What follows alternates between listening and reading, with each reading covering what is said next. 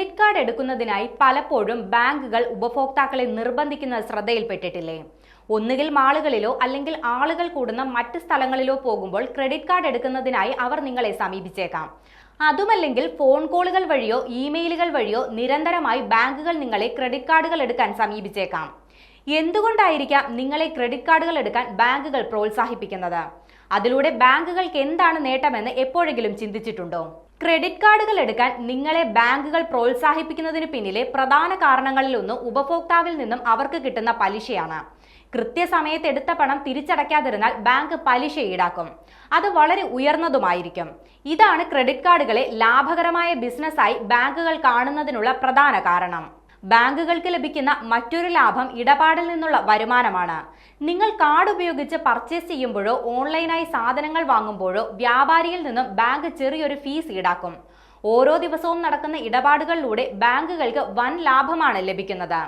മാത്രവുമല്ല, ഉപഭോക്താക്കളുമായി ദീർഘകാല ബന്ധം സ്ഥാപിക്കാനും ഈ ക്രെഡിറ്റ് കാർഡ് ഇടപാടുകളിലൂടെ ബാങ്കുകൾക്ക് കഴിയുന്നുണ്ട്. തുടർന്ന് നിങ്ങൾ ഇതേ ബാങ്കിൽ തന്നെ നിക്ഷേപങ്ങളും മറ്റിടപാടുകളും നടത്താൻ സാധ്യതയുണ്ട്. ചുരുക്കി പറഞ്ഞാൽ, ബാങ്കുകൾ ഉപഭോക്താക്കൾക്ക് ഉപകാരം ചെയ്യുന്നത് പോലെ തോന്നുമെങ്കിലും ഗുണം ബാങ്കുകൾക്ക് തന്നെയാണെന്ന് സാരം.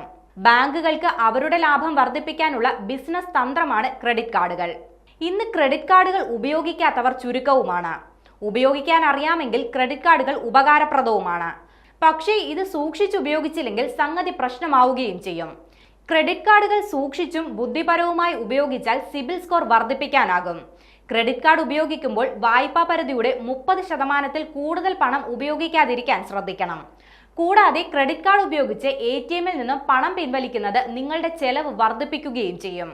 മറ്റൊരു പ്രധാന കാര്യം എന്തെന്നാൽ, ക്രെഡിറ്റ് കാർഡ് ബില്ല് ലഭിക്കുമ്പോൾ അത് അടയ്ക്കാൻ 2 ഓപ്ഷനുകളാണ് ഉപഭോക്താക്കൾക്ക് മുന്നിലുള്ളത്.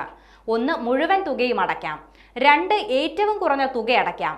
കയ്യിൽ പണമില്ലെങ്കിൽ പലരും ലേറ്റ് പേയ്മെന്റ് ഫീസ് ഒഴിവാക്കാൻ ഏറ്റവും കുറഞ്ഞ തുക അടയ്ക്കും. ഇങ്ങനെ കുറഞ്ഞ തുക അടയ്ക്കുന്നതിലൂടെ ബാക്കി തുകയ്ക്ക് പലിശ നൽകേണ്ടി വരുന്നത് പലരും ശ്രദ്ധിക്കാറില്ലെന്നതാണ് മറ്റൊരു വസ്തുത.